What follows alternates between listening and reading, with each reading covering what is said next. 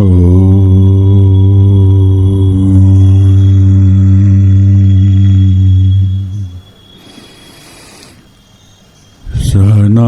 भवतु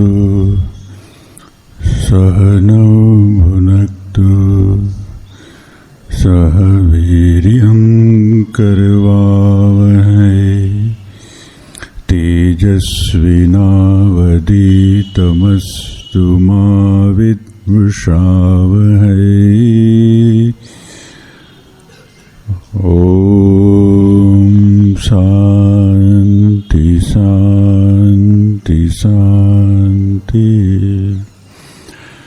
जननीं शारदा देवी रामकृष्ण जगद्गुरु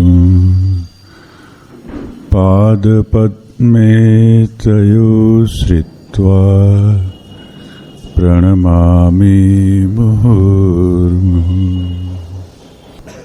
वेदांत सार, 5वां प्रवचन।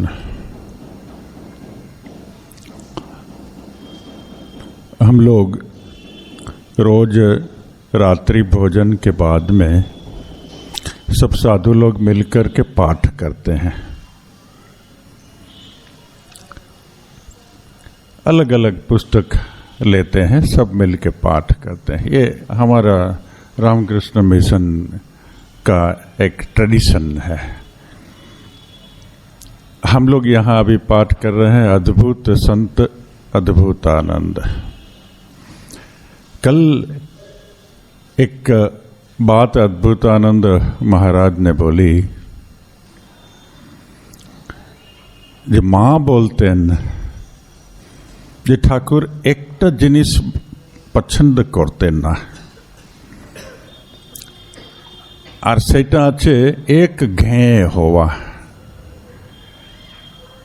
एक घे माने संकुचित। What is the meaning? एक घे संकुचित होना, एकांगी होना। एकांगी होना वो पसंद नहीं करती थी माँ। ये ठीक बात है। रामकृष्ण कितना महत्व देते थे त्याग को, काम कांचन को, सत्य निष्ठा को।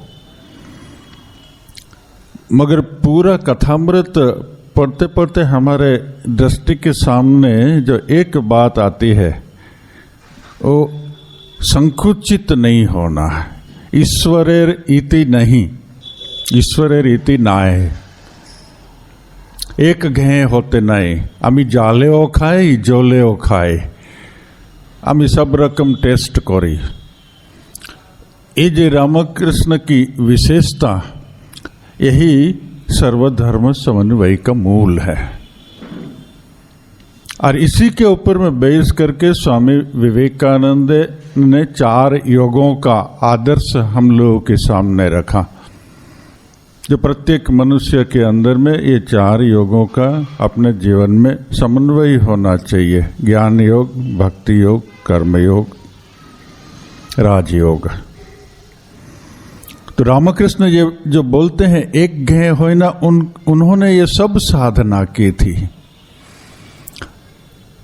अभी दूसरी भी एक बात कथामृत में हमको बार बार मिलती है, और वह है कलियुग में अन्नगत प्राण। कलियुग में भक्ति ही सर्वश्रेष्ठ और सरल उपाय। जपात सिद्धि, जपात सिद्धि, जप से सिद्धि होगी। तो ये जो कलियुग में भक्ति का मार्ग रामकृष्ण बोलते हैं, और दूसरी ओर रामकृष्ण बोलते हैं एक घे ना होते। आमी जालेओ खाई, आमी जोलेओ खाई। ईश्वरेर इति करते पारा जाए ना। ईश्वरेर विभिन्न रास्ता থেকে जाना जाए। इस सभी बात लेकर के रामकृष्ण का ठीक ठीक मत क्या हमारी बुद्धि के बाहर में चला जाता है। और इसीलिए विवेकानंद को साथ में लाए थे, जिन्होंने रामकृष्ण का सारभूत लेकर के हमरों के सामने रामकृष्ण का आदर्श रखा, जिसमें ये सब होना चाहिए। भक्ति भी होना चाहिए, ज्ञान भी होना चाहिए, ध्यान भी होना चाहिए, क्योंकि ये सब अलग अलग टेस्ट है। भक्ति में जाएगा तो कभी मैं ईश्वर के संबंध में चिंतन नहीं करूंगा, ऐसी बात नहीं। जितना ज्ञान बढ़ेगा इतनी भक्ति बढ़ेगी। रामकृष्ण ही परम ब्रह्म, और उन्हीं मानव देह धारण करे एसेছে, এই যখন আমি বুঝি তখন রামকৃষ্ণের মূল্য বেশি হয়ে যায়। तखन ये रामकृष्ण जो शरीर धारण करके आए थे, जिसकी मूर्ति की हम पूजा करते हैं, जिसका नाम हम पाया है, जिसको मैं ध्यान करता हूं अपने हृदय में, जो मेरे इष्ट देवता, इनका असल स्वरूप क्या?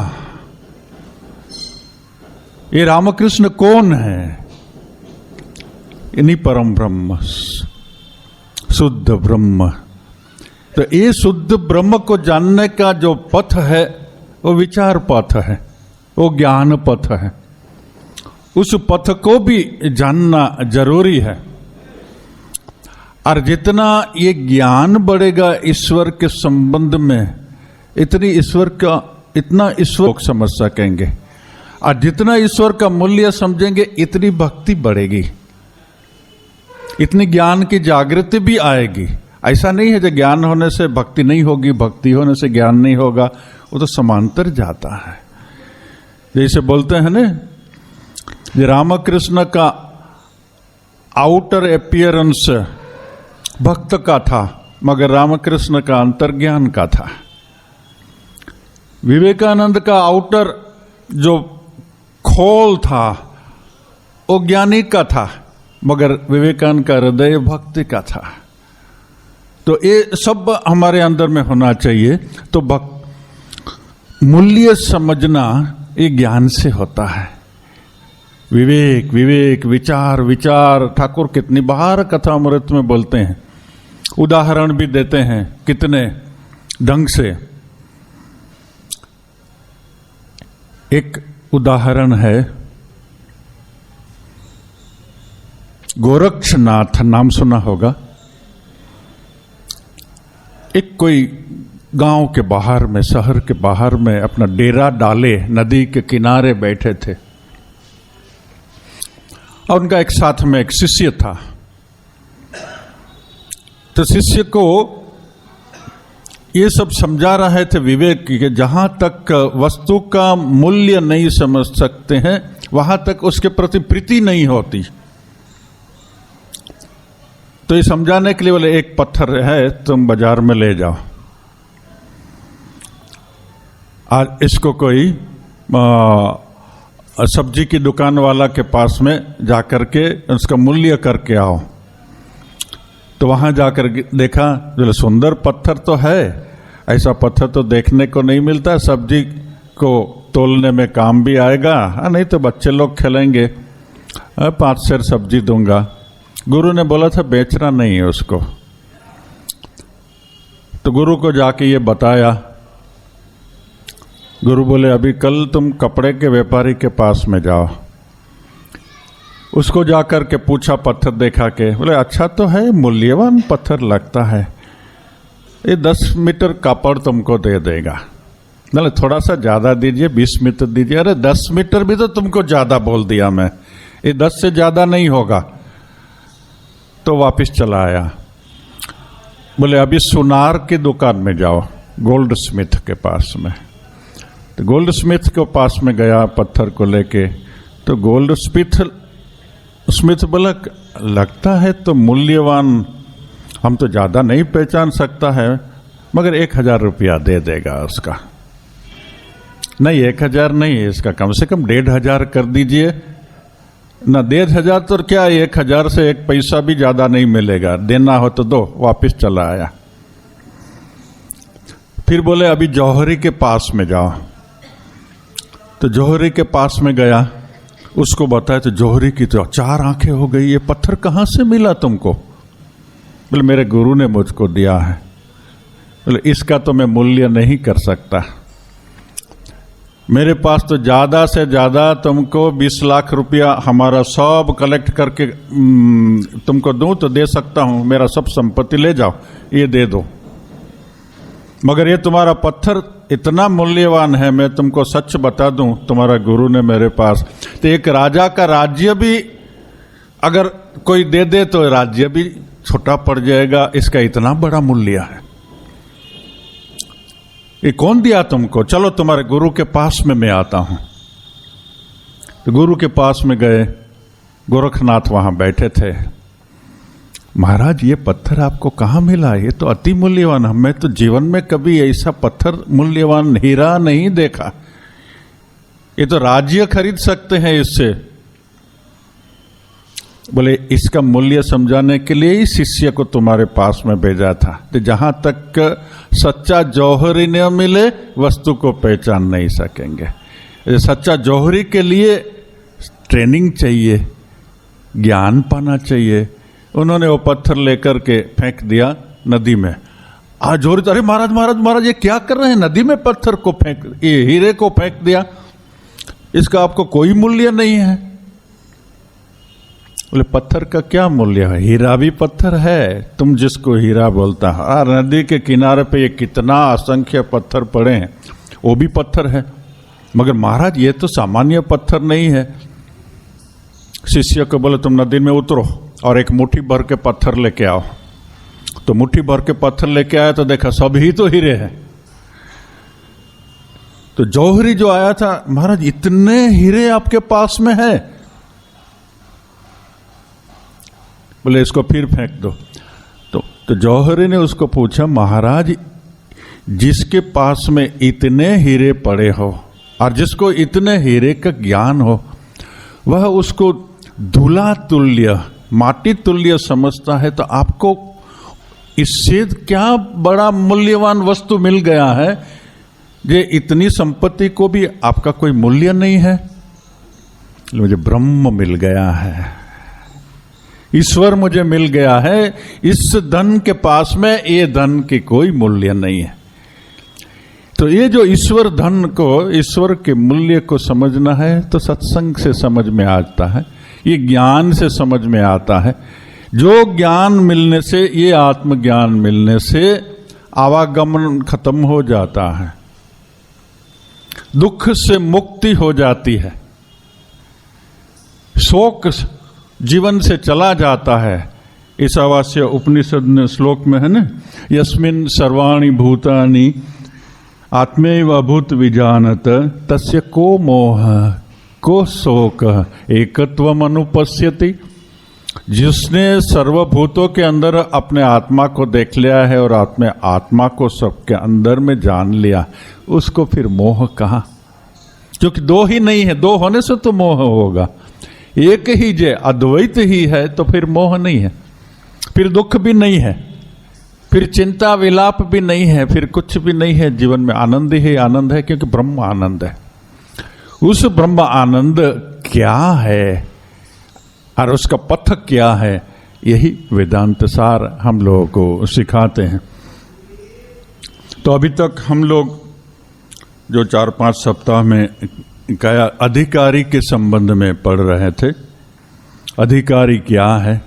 ईश्वर का प्रणाम किया, गुरु को प्रणाम किया, उसके बाद में अधिकारी के संबंध में व्याख्या देते हुए, जिसने स्वर्ग की कामना छोड़ दी है, जो कोई निषिद्ध, जो काम्य कर्म नहीं कर रहा है, स्वर्ग आदि इष्ट साधनानि ज्योतिष्टोमादिनी, जो निषिद्ध कर्म नरक आदि अनिष्ट साधनानि, जो नरक आदि देने वाले नहीं किया है, जो नित्य कर्म किया है, संध्या वंदन इत्यादि, जो नैमित्तिक कर्म भी कर रहे हैं, पुत्र जन्म इत्यादि के संबंध में जितना मृत्यु, जीवन से मृत्यु तक के जो ज्ञान है, वो जो निष्काम भाव से किया है, जिसने अपना पाप का लिए प्रायश्चित चांद्रायण आदि व्रत कर लिया है, जिसने उपासना सगुण ब्रह्म की है, सांडिल्य इत्यादि की, हम लोग जो कर रहे हैं मंत्र जप, वो एक उपासना है। इसलिए आपको जो बुकलेट दी है छोटी गुरु ने, उसमें उपासना पद्धति लिखी है। ये भी उपासना है। ये उपासना इत्यादि जिन्होंने कर ली है, वह उसका चित्त शुद्ध हो गया है। ऐसा जो शुद्ध चित्त वाला उसका आगे फिर क्या होता है, बोलते नित्य नैमित कयो उपासना नातु अवांतर फलम पितृलोक सत्यलोक प्राप्ति। कोटेशन देते हैं बृहदारण्यक उपनिषद से, कर्मणा पितृलोक विद्या देवलोक, कर्मणा यज्ञ इत्यादि कर्म सकाम भाव से जो किए जाते हैं, कर्मणा पितृलोक, जो कर्म माने यज्ञ सकाम भाव से जितने विधि विधान करते हैं वो पितृलोक में जाते हैं। विद्या देवलोक, जो विद्या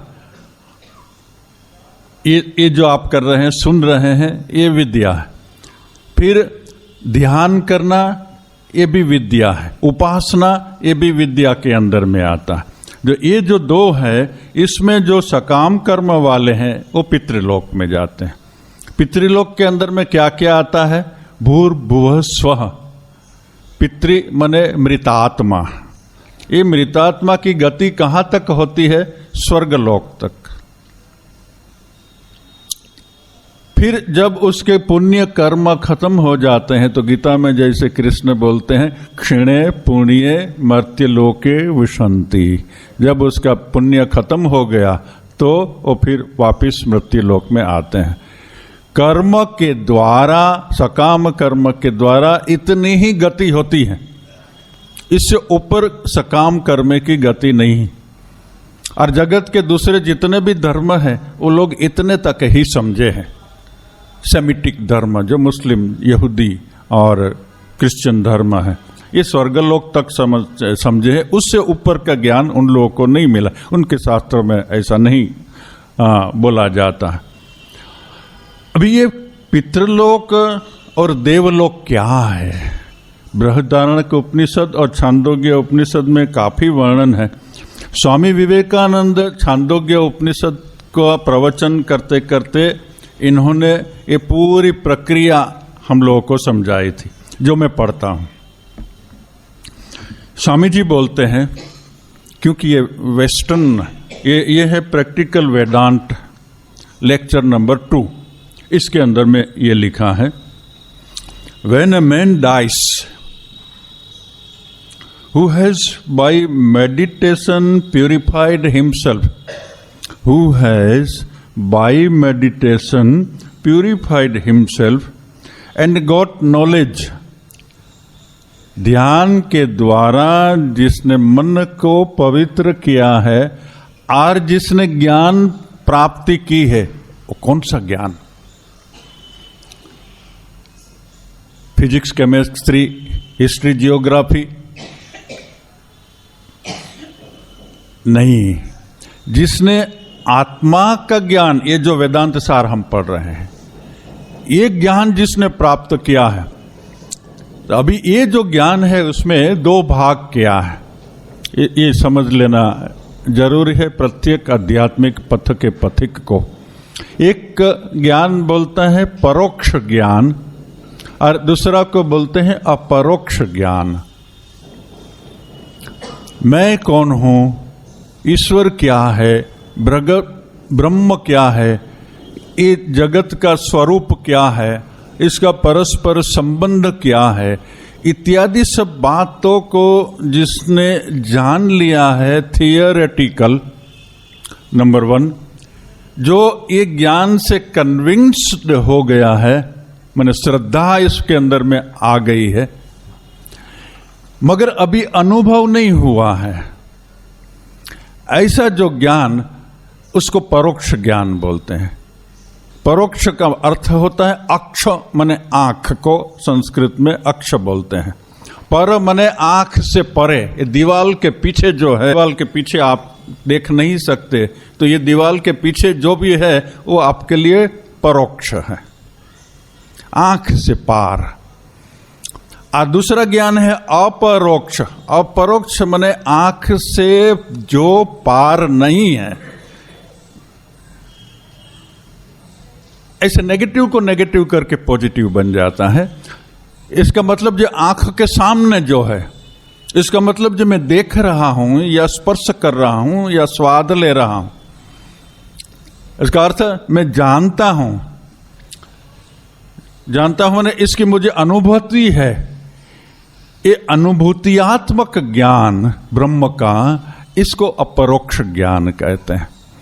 तो अपरोक्ष ज्ञान अगर न भी हुआ है, और ध्यान के द्वारा जिसने मन को शुद्ध कर लिया है और ज्ञान के द्वारा जिसने कुछ अपना अंदर का विकास कर लिया है, जो आप कर रहे हैं, ये अभी परोक्ष ज्ञान आप प्राप्त कर रहे हैं, इसका भी मूल्य है। इसलिए मैं ये पढ़ रहा हूं। ये जो आप सुन रहे हैं आत्मा के संबंध में, ईश्वर के संबंध में, लोकांतर के संबंध में, ये जो परोक्ष ज्ञान है उसका मूल्य व्यर्थ नहीं जाता। ये आपको उच्च लोक के अधिकारी बनाता है। परोक्ष ज्ञान वाला भी क्रम मुक्ति में जाता है, देवयान का मार्ग में जाता है। तो स्वामी जी यहां बोलते हैं, ये who has by meditation purified himself and got knowledge, he after death first goes to light, Jyotirlok. यहां तो स्वामी जी ने इंग्लिश दिया है, तो उसका मैं ढूंढ के कुछ संस्कृत शब्द निकाला। गोस टू लाइट, ज्योतिर्लोक में जाते हैं। From light to day, Aharlok. From day to the light half of moon, Shukla Paksha, light half of the moon. From that to the 6th month, Uttarayan lok. When the sun goes to the north, from that to the year, Samvatsar lok. From the year to the sun, Surya lok. From the sun to moon, Chandra lok. From moon to lighting, Vidyut lok. And when he comes to the sphere of lighting, he meets a person who is not a human. And that person leads him to the conditional Brahman, माने ब्रह्मलोक या Satyalok. This is the way of gods, ये देवयान है। When sages and wise persons, you are all wise because you are hearing and understanding. When sages and wise persons die, they go that way and they do not return. Again यहाँ controversy, आगे ये controversy का हमने चर्चा किया था। कोई एक ने प्रश्न उठाया था, जो गीता में तो लिखा है आ ब्रह्म भुवना लोका पुनरावर्तिनो अर्जुन, जो ब्रह्मलोक में जाते हैं उनका भी पुनरावर्तन होता है। और यहां बोलता है डजंट रिटर्न। तब उसका में हम लोगों ने दूसरी एक गीता में व्याख्या में से इसको बताया था, अपुनरावर्तन एन पुनरावर्तन क्या है। जिसकी कोई कामना नहीं है वो वापस नहीं आएंगे, मगर जिसकी कुछ कामना है वो वापस आएगा। इसका मतलब जो ब्रह्मलोक के अंदर में भी सूक्ष्म डिवीजन है। वो ब्रह्मलोक समझाने के आगे यहां जो इतने लोक बताए, ज्योतिर्लोक, अहरलोक, शुक्ल पक्ष लोक, उत्तरायण लोक, संवत्सर लोक, सूर्य लोक, चंद्रलोक, विद्युत लोक, स्वामी विवेकानंद ने बोला है कोई नहीं जानता है क्या है। आज जो लोग बताने का प्रयत्न किया है उसमें कंट्रोवर्सी भी है। एक ही अर्थ इसमें से हम लोग की छोटी बुद्धि से समझे तो समझा जा सकता है, ध्यान और अध्यात्म ज्ञान से सूक्ष्म शरीर माने प्राणमय शरीर, मनोमय शरीर, विज्ञानमय शरीर, अहंकार, इसकी शुद्धता की विविध ग्रेडेशन हो जाती है। 40% शुद्ध, 50%, 60%, 70%, 80%, 90%, 99%। अभी मृत्यु के बाद में जो सूक्ष्म लोक है, यहां चंद्रलोक, सूर्यलोक इत्यादि का अर्थ ये चंद्र और सूर्य दिखाई देते हैं वो नहीं, ये प्रकाशमय एग्जिस्टेंस। तो जिसका जितना प्यूरिफिकेशन, ये लोग स्वर्गलोक को तो पार कर जाते हैं। जो सकाम कर्म वाले हैं वो ऊपर नहीं जा सकता है। निष्काम कर्म ध्यानी और ज्ञानी ही जा सकते हैं, भक्त भी जा सकते हैं। तो जैसी जैसी इतनी अपने सूक्ष्म शरीर, मन, बुद्धि, अहंकार की शुद्धता, ऐसा ऐसा शुद्ध लोक में हो जाते हैं और ब्रह्म के साथ में मिलके वहां से ब्रह्म के साथ में मुक्ति हो जाते हैं। अभी भक्ति मार्ग में इसको अच्छी तरह से समझाने का प्रयत्न किया है। भक्त भी वहां जाता है। जैसे हम लोग बोलते हैं ना, मृत्यु के बाद में रामकृष्ण लोक में गया, ये भी वहां ही है, नाम एक दे दिया है, क्योंकि ईश्वर की इति नहीं, उसके लोक की भी इति कोई अंत नहीं है। कितना भी जगह मिल से अभी भी और भी कितने अवतार आने से सबका लोक हो जाता। जैसे गोलोक है और शिवलोक है और देवी लोक है और वृंदावन है और कितना कितना है। भक्तों के अंदर में 4 तरह की मुक्ति की बात आती है। सालोक्य, सारूप्य, सामीप्य, सायुज्य। सालोक्य मने भगवान का, विष्णु का भक्त होने से विष्णु का, और हम लोग रामकृष्ण को लेने से रामकृष्ण किया, जो कोई भी उस लोक में जाता है। ये जो सालोक की जिसने अनुभूत अधिकार पाया है, कम प्यूरिफिकेशन वाला, उसका पुनरावर्तन हो जाता है। ये फिर ये पृथ्वी के ऊपर आ सकता है। फिर जो सामीप्य, भगवान के ज्यादा नजीक आ गया, माने प्यूरिटी के पास में, ईश्वर के प्रकाश के पास में ज्यादा आ गया, उसका ऐसे ही पुनरागमन नहीं होता। इसके मन के अंदर में अगर कोई इच्छा बाकी रह जाए जगत कल्याण करने की, जगत को आध्यात्मिक ज्ञान देने की, जैसे रंगनाथन महाराज का प्रसंग में हम बताया था, जो उनकी इच्छा थी, जो वापिस आकर के ठाकुर और स्वामी जी का आइडियोलॉजी को प्रचार करेंगे, ऐसी शुद्ध वासना रखने से इस सामीप्य वाले वापिस आ सकते हैं। फिर सारूप्य वाले, जो भगवान का जैसा ही रूप हो गया, वो वापिस नहीं आ सकेंगे, उसको वहां रहना होगा। और जो सायुज्य हो गए हैं, उसको तो वापिस आने का सवाल नहीं, क्योंकि 99% प्यूरिटी हो गई है। फिर 99% प्यूरिटी, जैसे शुद्ध सोना का फिर कोई गहना नहीं बना सकते, ऐसे ही शुद्ध अंतकरण वाला का फिर पुनरावर्तन नहीं होता है। ये बात का कुछ कुछ अंदाज में कुछ दिन आगे स्वामी भजनानंद महाराज का प्रवचन सुन रहा था राजयोग के ऊपर में, मेरे पास में ट्रेनिंग सेंटर से लेके आया था। तो उनको हम लोग बहुत सम्मान भी करते हैं, इस संबंध में उनका ज्ञान अच्छा भी है। उन्होंने इस तरह का कुछ आइडिया उसमें दिया था, तो उसको मैं थोड़ा मार्जित करके और अपनी समझ लगा करके बोल रहा हूं, जो ऐसे होता है। तो ये जो हम लोग सुन रहे हैं, इसका मूल्य है, वेदांत के अभ्यास का मूल्य है। अभी जो सकाम कर्म के है, क्या कि यहां जो श्लोक शब्द आया है, कर्मणा पितृलोक विद्यया देवलोक। कर्मणा माने सकाम यज्ञ याग आदि किया है, वो लोग की गति स्वर्ग पर्यंत ही हो सकती है, उससे ऊपर वो नहीं जा सकते हैं, उसको वापिस आना ही। उनका जो मार्ग है, वो मार्ग भी स्वामी जी ने यहाँ बताया है। एक ब्रह्म धारण के, बृहदारण्यक के उपनिषद और छांदोग्य उपनिषद में ये सब है। those that have not attained to knowledge, जिनको ये ज्ञान प्राप्त नहीं हुआ, but have done good work, यज्ञ इत्यादि सकाम कर्म, in this life first go to dark 15 days, शुक्ल पक्ष में जाएगा, then to the 6th month दक्षिणायन में जाएगा, then to the sun,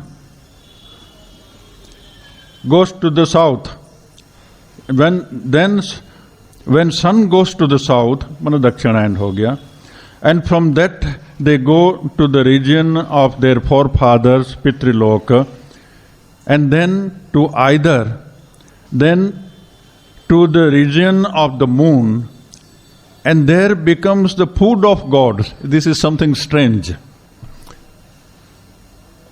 And later they are born as gods and live there so long as their good works will permit. And when the effect of the good work has been finished, they come back to earth by the same route. क्षिणे पुण्य मर्त्यलोके विशंति। तो ये सिखाना यही चाहते हैं, निष्काम भाव से कर्म करके चित्त शुद्धि करो, ध्यान करो, उपासना करो, भगवान की भक्ति करो। भगवान की भक्ति वाला भी वहाँ ही जाएगा, क्योंकि उससे भी चित्त की शुद्धि होती है। तो ऐसे ये एक मार्ग बता, आज जो नित्य नैमित्तिक इत्यादि कर्म करते हैं, मगर जिसको अनुभूति नहीं हुई है, अगर वो लोग मर जाएगा तो उसका क्या गति होगी उनकी, ये गति यहां बताई। अब ये गति बना करके फिर अभी साधन चतुष्टय की बात आती है, बहुत इंपॉर्टेंट है। साधन चतुष्टय माने 4 तरह के साधन, साधना, उपाय, 4 तरह के उपाय। उपाय सब में होता है, चाहे भक्ति मार्ग हो या ज्ञान मार्ग हो या राजयोग का मार्ग हो, सबका कुछ न कुछ उपाय होता है। ऐसे भक्ति को बहुत सरल बोलते हैं, ठाकुर भी सरल बोले हैं, गीता में भी सरल बोलते हैं, मगर भक्ति योग आप पढ़िए 12 अध्याय का, और बीच में गीता में जहां भी भक्ति के संबंध में कृष्ण ने बोला है, कोई सरल बात नहीं है, उसमें भी कठिनता है। रामकृष्ण ने बोला है कलयुग में नारदीय भक्ति, नारद भक्ति सूत्र पढ़े, ये तो ऑलमोस्ट सिमिलर तो ज्ञान। वो भक्ति क्या है? परम प्रेम स्वरूपा। कैसा परम प्रेम स्वरूपा? वो अमृत स्वरूपा है। ये भक्ति तो परम प्रेम, और परम प्रेम का हमको कोई अनुभव ही नहीं है।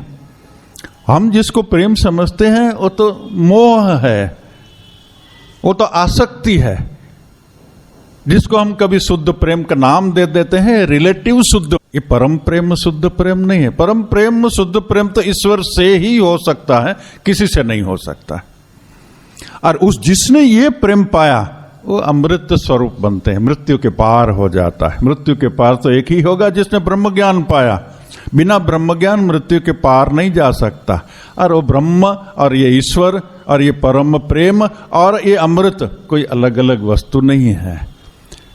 खाली ये नारद के पथ से या भक्ति के पथ से जाने से प्रेम से जाता है, प्रेम बढ़ता है, प्रेम बढ़ता है, प्रेम बढ़ता है। और जितना प्रेम बढ़ेगा तो अहंकार विलय होता है। प्रेम और अहंकार एक साथ में नहीं होता, और अहंकार विलय होने से वहां ज्ञान हो जाता है। तो साधन में बोलते हैं साधनानि। क्या साधन है?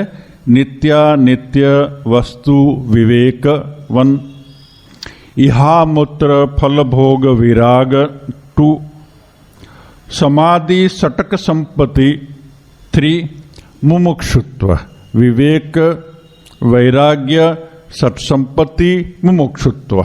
ये 4 साधन चतुष्टय बोलते हैं। जितने भी वेदांत के अभ्यासी है उनको ये साधन चतुष्टय एटलीस्ट इंटेलेक्चुअल समझना जरूरत है। वेदांत के अंदर में एक तो साधन चतुष्टय समझ लेना जरूरी है, दूसरा श्रवण मनन निधिध्यासन, ये 3 समझ लेना जरूरत है। इस साधन संपत्ति में फर्स्ट दिया है विवेक। रामकृष्ण की चर्चा करते करते हम लोग बोले थे विवेक, रामकृष्ण की साधना का प्रथम चरण क्या। आगे कलकत्ता में आने के आगे जितने भी उनके दर्शन इत्यादि हुए थे वो साधना नहीं थी। साधना का आरंभ उनका हुआ था जब रामकृष्ण ने उनके भाई को बता दिया चालकोला बांदार विद्ये अमी चाइना। अम्मी तो यही रकम विद्ये चाय जार सब दुखेर विनाश होय, जन्म मृत्युर विनाश होय, परमानंद प्राप्ति होय, ये ज्ञान चाहे। ये विवेक हो गया। रामकृष्ण ने प्रथम, और आध्यात्मिक मार्ग में गति विवेक से ही होती है। अब इसका अर्थ क्या है? परमात्मा का मूल्य समझना, जगत का के अंदर में कोई अर्थ नहीं है,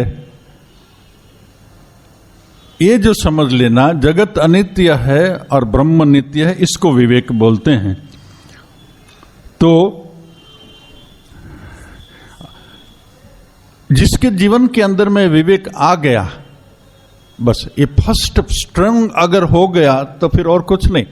कभी विवेक सडनली प्रकाशित हो जाता है, किसी किसी को सुन के तब कैसे भी करके अंदर में घुसता है।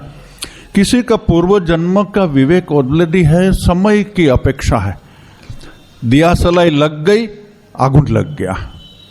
बंगाल में एक कहानी है, एक जमींदार था।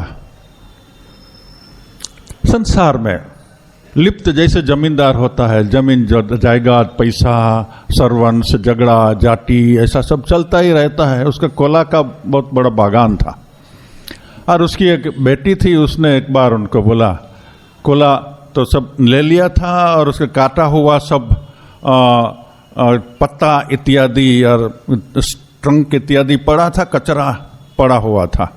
बंगाल में क्या उसको बासना बोलते हैं। तो बेटी ने पिताजी को, बाबा बासना के आगुन देवे ना। बस वही दिया सलाई लग गया। बासना मने दो अर्थ होता है, एक केला का गाछ का जो का सब पत्ता इत्यादि है वो भी वासना है, और हृदय के अंदर में विषयों की जो वासना है वो भी वासना है। यहां आगुन लग गई, अरे वृद्धावस्था तो मेरी पास में आ गई और मैं तो भोग में ही पड़ा हूं। मैं भगवान के लिए, आध्यात्मिक मार्ग के लिए तो कुछ भी किया नहीं है। मेरा तो जीवन निष्फल चला गया।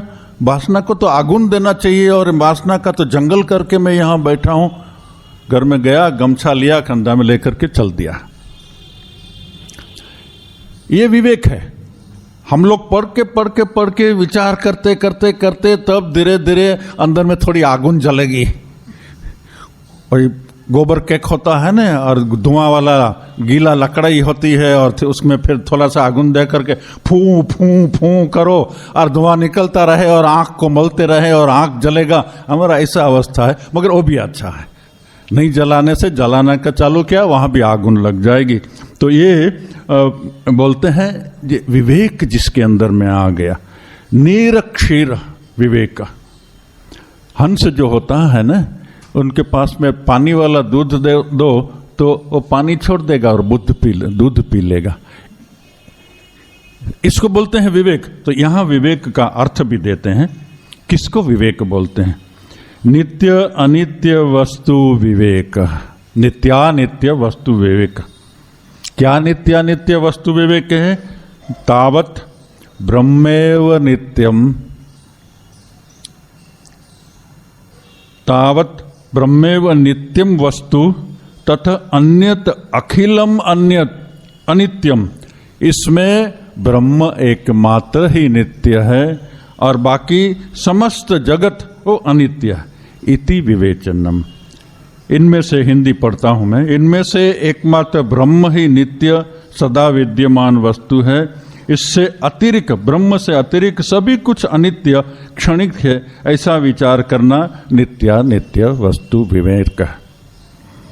जगत अनित्य है, शरीर अनित्य है, संबंध अनित्य है, पिता पुत्र पति पत्नी इत्यादि इत्यादि, घर बार धन संपत्ति अनित्य है। कैसे अनित्य है? हमारे पास तो पड़ा है। बचपन से मेरा पिताजी ने इतनी संपत्ति रखी, मैं भी इतनी कमाया हूं, अभी तो सब बैंक पे बैलेंस में पड़ा है। अनित्य कैसे हो गया? अच्छा, मरने से साथ में ले जाएगा? कितना तुम्हारे साथ में जाएगा? नहीं, कुछ तो नहीं ले जाएगा। जो साथ में नहीं जाएगा वो अनित्य, सदा नहीं रहने वाला है, वो अनित्य। शरीर ये भी अनित्य है। शरीर से लेकर के सब शरीर से जितने भी संबंध बनते हैं, और शरीर से बाहर में जो भी मेरा बनता है, धन संपत्ति मान सम्मान इत्यादि, पूरा ही अनित्य है। ये जान लेना और ब्रह्म को जान लेना, चाल कोला बांदार विद्या चाइना, ये सब आमी तो एकमात्र वही विद्या चाहे जाते हमार जन्म जन्मांतरे दुख चले जाए, परमानंद प्राप्ति हो। ऐसा जो जानना, इसको बोलते हैं विवेक। तो फिर वैराग्य क्या है? अहिकाना श्रिक चंदन वनिता आदि विषय भोगाना कर्मजन्यतया अनित्यत्ववत् आमुष्मिकाणाम अयि अमृत आदि विषय भोगानाम अनित्यतया तेभ्यो नितरांग विरति इह अमूत्रार्थ फल भोग विराग। इसको ही बोलते हैं फल भोग विराग। क्या अर्थ हुआ? इस लोक के पुष्प, माला, चंदन, नारी अथवा पुरुष जो भी समझ लो, और उससे संबंध में जितनी संपत्ति इतना सब समझ लो, विषय भोग, और परलोक में भी प्राप्त होने वाले, स्वर्ग इत्यादि में प्राप्त होने वाले जो भोग हैं, देवत्व की प्राप्ति इत्यादि है, ये सब कर्म से उत्पन्न होने के कारण अनित्य क्षणभंगुर है। ऐसा जानकर इनके प्रति तीव्र विरक्ति, इसको बोलते हैं इहा मूत्र फल भोग विराग। विवेक हो गया, वैराग हो गया। अभी समदम, इसकी व्याख्या तो लंबी चलती है। ये तो सब आध्यात्मिक जीवन के मूलभूत सूत्र है। इसके बाद में तो फिर तत्व की बात आएगी। ये तो जमी तैयार हो रही है। चाष करते होले भालो जमी तैयारी होले तखने तो भालो चाष होवे। तो ये चाषेर जन्य जमी तैयारी होच्छे। समादय तू समदम उपरति तितिक्षा श्रद्धा समादाय विवेक वैराग्य समादय सम आदय बोला है, सम इत्यादि।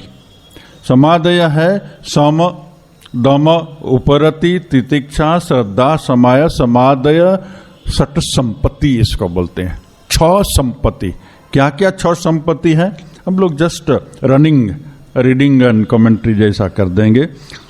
सम का अर्थ है तावत श्रवणादि व्यतिरिक्त विषयोभ्यो मनसो निग्रह। शास्त्र वाक्यों के श्रवण मनन निधिध्यासन के अतिरिक्त अन्य समस्त विषयों से मन का निग्रह, उसको सम बोलते हैं। दम किसको बोलते हैं? बाह्येन्द्रियाणा तत् व्यतिरेक विषयेभ्यो निवर्तनम। इन्हीं श्रवण मनन निधिध्यासन को छोड़ करके अन्य समस्त विषयों से बाह्य इंद्रिय, ज्ञानेन्द्रिय और कर्मेंद्रिय का निग्रह दम कहलाता। ज्ञानेन्द्रिय सुन लिया है, बहुत बार सुना होगा, तो भी रिपीट कर देता हूँ। वही तो श्रोत्र, त्वक, चक्षु, जिह्वा, नासिका, ये सब, और 5 कर्मेंद्रिया। इससे फिर उपरति आती है निवर्तितानाम एतेषां तद व्यतिरेक विषयेभ्य उपरमणम उपरति अथवा विहिताना कर्मणा विधिना परित्याग। इसके 2 अर्थ उपरति के होते हैं। इस प्रकार संयमित निग्रहित बाह्य इंद्रियों का उनके श्रवण मनन निधिध्यासन के अलावा अन्य विषयों से उपरमण माने वापिस लौट आना, ये एक अर्थ। दूसरा, अथवा शास्त्रों में विहित कर्मों के अनुष्ठान का विधित पूर्वक परित्याग उपरति कहलाता है। इसको संन्यास भी बोलते हैं। उपरति, इसका दूसरा अर्थ संन्यास, ऐसा भी लिया है। फिर है तितिक्षा। ये प्रैक्टिकल लाइफ में तितिक्षा बहुत ही जरूरी है। इवन आध्यात्मिक न भी हो, यहां दिया है तितिक्षा का अर्थ। तितिक्षा शीत उष्ण आदि द्वंद्व में सहिष्णुता। शीत है, उष्ण है इत्यादि द्वंद्व। द्वंद्व मन सुख है, दुख है, सफलता है, निष्फलता है, इत्यादि इत्यादि जितने भी द्वंद्व है, उसमें सहिष्णुता, मन की समता होना। शंकराचार्य ने बहुत सुंदर से समझाया है विवेक चूड़ामणि में। उसमें शंकराचार्य बोलते हैं सहजम सर्व दुखाना सहनम सर्व दुखाना अप्रतीकार पूर्वकम चिंता विलाप रहितम सातितिक्षा निगद्यते। सहनम सर्व दुखाना, जितने भी दुख जीवन में आए तो हम लोग क्या करते हैं? दुख आने से प्रतिकार करते हैं, झगड़ा करते हैं, संघर्ष करते हैं। कोई भी थोड़ा सा हमको एक असुविधा कुछ दिया, कर दिया, थोड़ा सा अपमान कर दिया, थोड़ा सा मन मेल नहीं हो गया, झगड़ा, अप्रतिकार। ये तितिक्षा नहीं है। तितिक्षा माने सहन करना। माँ बोलती है ना, सॉय सॉय जे सॉय से रॉय। ये जो सॉय, इसको एंड्योरेंस इंग्लिश में बोलने से एंड्योरेंस, सहन करो सहन करो सहन करो। जो सहन करेगा वो सुखी होगा। तो सहनम सर्व दुखाना अप्रतिकार पूर्वकम, कोई प्रतिकार नहीं करो। कोई किसी ने दुख दे दिया, किसी ने अपमान कर दिया, किसी ने थोड़ा नुकसान कर दिया, ठीक है, हमारा पूर्व का जो कर्म फल भोगना था पूरा हो गया। अभी उसके साथ में मैं फिर लड़ाई करने जाऊंगा तो नया कर्म को चालू करता हूं और फिर एक परंपरा होगी और ये जन्म जन्मांतर चलती रहती है। एक दूसरे परिवारों से शत्रुता होती है, मरने के बाद में भी वो परिवार की शत्रुता चालू रहती है। वो परिवार के लोग एक ही परिवार में और दूसरे परिवार के दूसरे ही परिवार में जन्मते रहते हैं और एक दूसरे को मारते काटते रहते हैं। ऐसे बहुत से जन्म तक ये शत्रुता चली जाती है। एक बार अंदर में घुस गया फिर जाता नहीं। तितिक्षा अप्रतिकार, मान सम्मान कर दिया, अपमान कर दिया, ठीक है, थोड़ी गाली दे दी, ठीक है, थोड़ी असुविधा कर दी, ठीक है, 5 रुपया का नुकसान हो गया उसके कारण से, ठीक है, कोई प्रतिकार नहीं करो। मेरा कर्म का क्षय आध्यात्मिक मार्ग के पथिक के लिए है। ये मेरा कर्म का क्षय हो रहा है, होने दो। वो जितना क्षय होगा हमारे अंदर से शुद्धि हो जाएगी, कचरा चला जाएगा। अप्रतिकार पूर्व, चिंता विलाप रहित, चिंता नहीं करो। विलाप सब समय है, मैं हमारे ही कोरे दिलो, हमारे ही कोरे दिलो, हमार गाली दिलो, हमारा सम्मान दिलो, हमार बाहिरे झाड़ू हमें दिच्छलाम, वो सेखाने कचरा फैले दिलो, हमारा असुविधा करे दिलो। हजार कंप्लेन होती है, कंप्लेन का कोई अंत नहीं है। किसी का प्रतिकार नहीं करो। अच्छा, कचरा उसने फेंक दिया हमारा घर के सामने, सफा कर दो। जैसे मेरा मन का कचरा सफा कर रहा हूं, बाहर का भी कचरा सफा कर दिया। कोई प्रतिकार नहीं, कोई चिंता नहीं, कोई विलाप नहीं, सहन करो सहन करो। चिंता विलाप रहितम सा तितिक्षा निगद्यते। ये तितिक्षा, जिसके जीवन में ये आ गया बस उसको तो कोई दुख नहीं रहेगा। फिर समाधान क्या है? निगृहीतस्य मनस्य श्रवणादो तद अनुगुण विषये च समाधि। समाधि से संयमित किए हुए मन का शास्त्रों के श्रवण मनन निधिध्यासन के द्वारा आदि उसके आनुषंगिक इनटू ब्रैकेट विनय, गुरु सेवा, स्वाध्याय ब्रैकेट ओवर इत्यादि विषयों से एकाग्रता, सतत नियोग को समाधान बोलते हैं। सबसे मन को वापस ले लेना, ये एक अर्थ यहां दिया है। दूसरा एक अर्थ रामानंद सरस्वती बोल के एक बहुत सम्मानित साधु हो गए, वाराणसी में ही रहते थे, ब्रह्मज्ञानी उनको बोलते थे। उनको पूछा जी महाराज, ये समाधान जो आते हैं सत संपत्ति में, सम दम उपरति तितिक्षा श्रद्धा समाधान, ये समाधान है क्या? ठीक ठीक समझ में नहीं आता है किताबों में जो लिखा है। तो वो बोले, मैं जहां तक समझता हूं ये समाधान माने समाधि, सगुण और निर्गुण समाधि जो है, इसमें ये सबीज समाधि जो है, ये सबीज समाधि है। जिसने समाधि जैसा अति उच्च मेडिटेशन करके अपने मन की सूक्ष्मता को नहीं बनाया, उनको ब्रह्म समझना मुश्किल होता है। शब्द समझ लेते हैं, मैं आत्मा हूं, वो ब्रह्म है, ब्रह्म सर्वव्यापी है, वो अनादि अनंत है, उनका नाम रूप नहीं है, मन और बुद्धि से परे है, वाणी से परे है, सब शब्द हम समझते हैं। मगर जितनी जितनी मन की सूक्ष्मता होगी उतना उतना उस अर्थ के गहरे और गहरे और गहरे हम लोग प्रवेश करते जाएंगे। तो ये जो समाधान है ये मन की समता और समाधि जिसको आ गई है। और फिर श्रद्धा क्या है? गुरु उपदिष्ट वेदांत वाक्येषु विश्वास। यह बहुत लिमिटेड अर्थ दिया है। गुरु के द्वारा उपदिष्ट वेदांत की उक्तियों में विश्वास को श्रद्धा बोलते हैं। ये इनके अर्थ से श्रद्धा हुई, क्योंकि यहाँ वेदांत में उनको श्रद्धा दिलवानी है और वो वेदांत जिसने समझना है वो गुरु के वाक्यों में उनको श्रद्धा दिलवानी है, इसलिए यहाँ दिया। मगर श्रद्धा का बहुत विराट अर्थ है। स्वामी विवेकानंद ने बोला है ना, पुराना जन्म धर्म कहता था जिसको ईश्वर में श्रद्धा नहीं है, ईश्वर में श्रद्धा नहीं है वो नास्तिक है। नया धर्म कहता है जिसको अपने आप में श्रद्धा नहीं है वो नास्तिक है। ये दूसरा अर्थ हो गया। आत्मा में श्रद्धा। गीता में श्रद्धा का एक दूसरा ही अर्थ 17 का अध्याय का 3 श्लोक में पढ़ लेना। उसमें सत्वानुरूपा सर्वस्य श्रद्धा भवति भारत। इसकी मैं एक बार व्याख्या किया था। श्रद्धामय पुरुषोयम यो यश्रद्धः स एव स।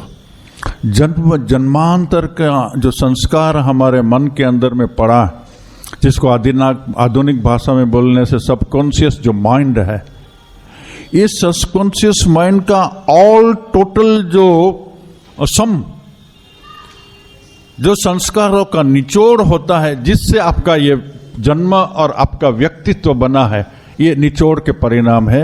आपका ऐसी ही श्रद्धा है, इसलिए आप ऐसे हैं। जिसकी जैसी श्रद्धा वह ऐसा ही होता है। ये श्रद्धा का दूसरा अर्थ हो गया। यहाँ जो श्रद्धा का अर्थ है ये है कि गुरु के वाक्य और वेदांत के वाक्यों में श्रद्धा होने से उनका काम हो गया। क्योंकि श्रद्धा जब हो गई तो श्रद्धा तो कन्विक्शन हो गया, और कन्विक्शन ज्ञान के बहुत पास में है। जहां तक कन्विक्शन नहीं हुआ वहां तक संशय है, और जहां तक संशय है तहां तक ज्ञान नहीं। संशयवान का विनाश होता है। इसलिए यहाँ श्रद्धा की जरूरत है।